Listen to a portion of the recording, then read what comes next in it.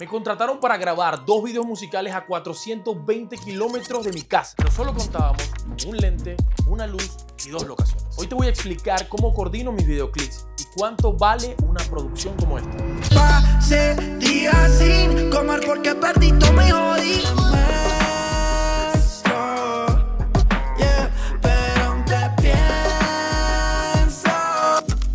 48 horas antes de la producción nos reunimos con el equipo de Tiller Boy, Leviathan y mi persona para organizar todo lo que sería el styling, la paleta de colores, las locaciones, permisologías, modelos y todo lo que conlleva la organización de un proyecto como este. Algo que a mí en lo particular me gusta tener bien claro en la preproducción antes de un video es tener por lo menos el mood board y una conversación previa con el artista para tener ese feeling a la hora de llegar al set. Es decir, ver un poco de referencias y con el mood board tener muy claro cómo se va a ver la pieza, cómo se va a ver el personaje y los actores dentro de la obra. Eso para mí es súper importante.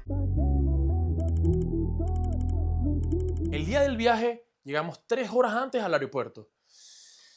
Y sí, se atrasó el vuelo. Llegando a Bogotá empezamos a coordinar todo. Lo principal eran los equipos. Teníamos una lista extensa de los equipos que necesitábamos, pero a la final, por cuestión de tiempo, muchos de los rentals ya habían alquilado muchas cosas y solo nos quedaba de esa lista un lente y una luz. Pero si les soy sincero, eso no es impedimento para que paren un proyecto porque solo tienen un lente y una luz. Mi consejo es hacer lo mejor que puedan con lo que tienen en el momento. El primer video fue Dime Tú, canción que me gusta mucho. Lo importante de este primer video era que queríamos una locación que tuviera como ese aspecto vintage, como la casa de la abuela de la mayoría de todos nosotros. Encontramos una muy particular en el centro de Bogotá, una casa muy vintage con las paredes marrones de madera, los pisos de madera, todo con los acabados muy antiguos. Se sentía ese olor a abuela. Mientras estábamos organizando luces, cuadrando arte, la gente se estaba vistiendo, los actores, Tiller, maquillándose todo. Milman, Levi y yo estábamos intentando organizar como la fotografía, dónde iban a ir las luces, dónde iba a ir la cámara, dónde iban a ir los personajes.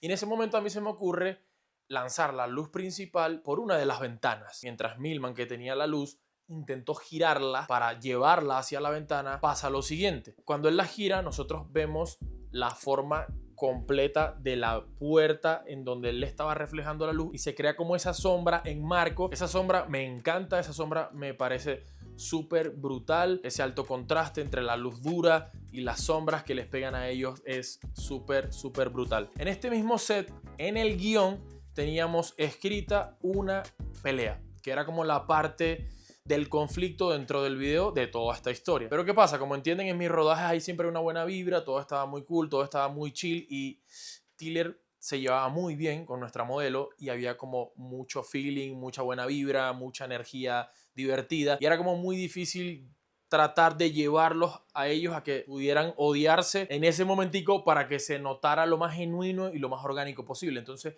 quizás esa escena nos llevó un poco de tiempo para que ellos dos como que no son actores profesionales, pudieran desarrollar ese papel de la mejor manera y que se notara esa tensión y esa rabia que queríamos emanar en el momento del video. En esa misma escena teníamos la situación dentro, ¿verdad? De que ella se iba a quitar el collar y se lo iba a pegar a John Tiller en el pecho como que, bro, no quiero más nada contigo, toma tu mierda y lárgate. Pero ¿qué pasa? Que ese collar que ella tenía en el cuello era de la dueña de la casa y la señora tenía ese collar por muchos años y costaba mucho dinero. Quizás costaba más que todos los equipos con los que estábamos grabando.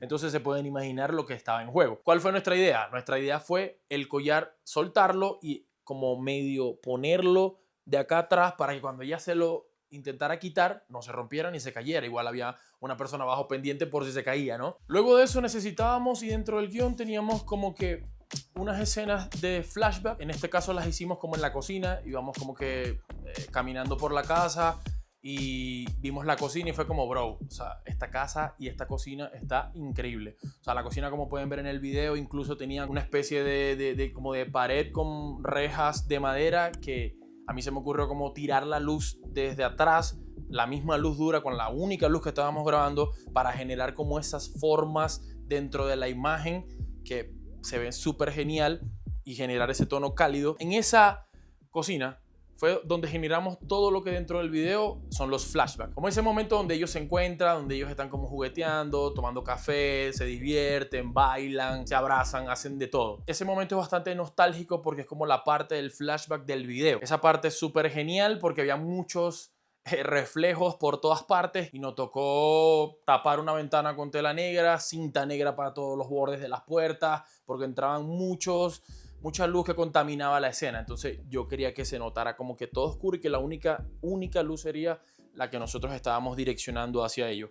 Ahí grabamos varios performances, grabamos varias partes del flashback y con eso ya teníamos gran parte de nuestro video conformado. Un paréntesis dentro de este set y quiero aportarles esto a ustedes como consejo. Siempre que voy a grabar una secuencia, ya sea flashback o performance, trato como siempre empezar desde lo más amplio de mi set. O sea, tengo la fotografía lista, trato de ampliar lo más que pueda la fotografía y poco a poco dándole contexto a la misma fotografía, voy acercándome a ella, empiezo con mi plano general, voy con después un plano americano, luego me voy con detalles, luego trato de quizás crear un poco y cuando ya tengo todos esos planos desde el más amplio hasta el más cerrado, siempre yo, y es algo que los que graban conmigo lo saben, me pongo a pintar. ¿Y qué es pintar? Pintar es, bueno, el plano loco que se me ocurra, un plano diferente, un plano disruptivo. En este caso grabamos unos barridos, en este caso grabamos a Tiller abriendo como la nevera y mucho movimiento,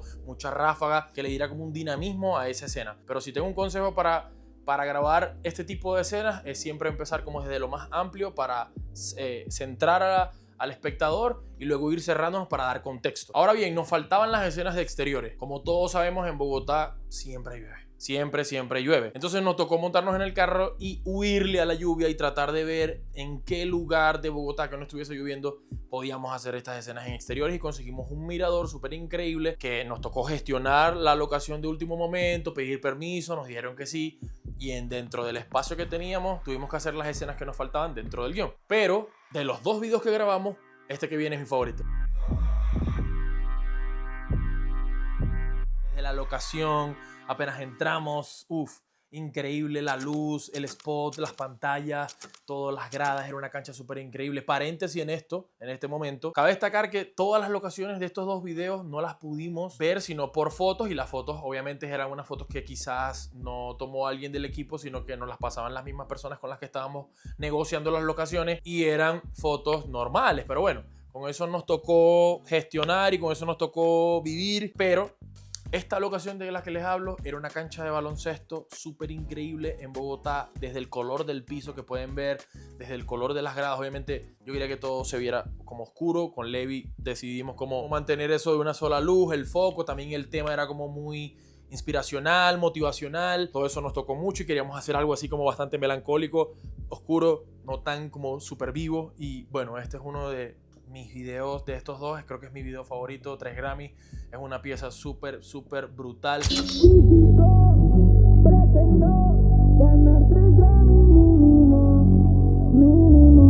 Incluso la misma locación por detrás de las gradas tenía como unos pasillos que le daba la vuelta 360 a la cancha y conectaba todo, por ahí bajamos por escaleras y me pareció un lugar súper mágico, súper increíble y el perfecto para este video. El tiempo se nos pasó muy rápido. Cuando nos dimos cuenta ya se había acabado el tiempo que teníamos rentado. Entonces nos tocó como que quizás un poquito gestionar para poder alargar las horas de rodaje y poder terminar este video de la mejor manera. En este video no solo teníamos, o sea, teníamos la misma luz porque todavía la teníamos, ¿no? Pero a Milman, el que hacía foto fija en el video, se le ocurrió la idea de... Él traía otra luz, no nos había dicho. Y que, bro, yo tengo otra luz. Entonces sacó de su bolso una de las luces y la pusimos como a contraluz para hacer como este último performance del video. Y también se le ocurrió la idea de poner los dos tubos RGB que él tenía para tomar las fotos adaptadas a unos brazos mágicos a la cámara y así ponerle estrobos para una toma que se ve súper dinámica y que se ve súper increíble. Este video obviamente es solo performance, pero es un video súper brutal. Pero faltaba la cerecita del pastel, esa que nos faltó porque no se pudo lograr, que era que queríamos tener como esas pantallas de la NBA. Incluso habíamos grabado a Tiller como en un fondo para poner la cara de Tiller y el nombre en lettering por todas las pantallas de la cancha, pero la persona que nos rentó la cancha no tenía acceso a la cabina donde transmitían eso en las pantallas, entonces no pudimos colocarle la cerecita a ese pastel. Algo clave para mis videos es que mientras estoy grabando estoy editando en mi mente y así puedo saber qué plano me falta, qué plano necesito en cierto momento y así puedo llegar a la postproducción con todo lo que necesito para cada momento. A nivel de color, en estos dos videos me gustó mucho. En el primero Dime Tú, porque resalté eso nostálgico, esos tonos cálidos, esas sombras quizás un poco más frías, eso del R&B que le dé como esa fuerza, esos flashbacks. Me encantó todo lo que fue el color también de 3 Grammys, donde le dio esa fuerza, ese alto contraste, ese contraluz bien marcado, un poquito del azul del piso, de ese blanco de su camisa, de los tonos en la piel. Me parece que el color fue una clave muy importante para estos videos. Actualmente yo no estoy haciendo tantos efectos o metiéndole tantos efectos a los videos. Trato de manejar una imagen quizás un poco más limpia, un poquito de grano para dar textura, quizás denoise para suavizar la imagen o suavizo un poco de pieles, halo, cosas muy mínimas. Creo que la clave más importante para que un video quede bien es el montaje. El montaje que transmitas desde el primer plano que me estás colocando hasta el último, hasta en esos puntos claves de la canción, en este caso que son videoclips, que te transmita ese mensaje y ese sentimiento que te está contando y te está narrando la canción y el artista. ¿Qué pasa? Que a veces nos ponemos muy eufóricos y creemos que por cortar más hacemos que el video se vea mejor y lo que estamos es quizás restándole esa emocionalidad y que transmita muy bien el mensaje del video. Ahora sí, lo más importante de todo esto es el presupuesto. ¿Cuánto nos podemos gastar o cuánto puede costar un proyecto como estos dos videos que acabamos de hacer? Contando toda la logística, que es producción, transporte, comida, maquillaje, vestuario, rental, pago de equipo técnico humano, bueno, que es lo mismo que rental, algún inconveniente, locaciones, pasajes, hospedaje, todo ese tipo de cosas, contando todo lo que se llevó esas dos producciones, tiene un costo alrededor de $3,000. Igual depende de cómo sea la idea del video, de cómo lo gestiones, pero no sé, ¿qué piensas tú?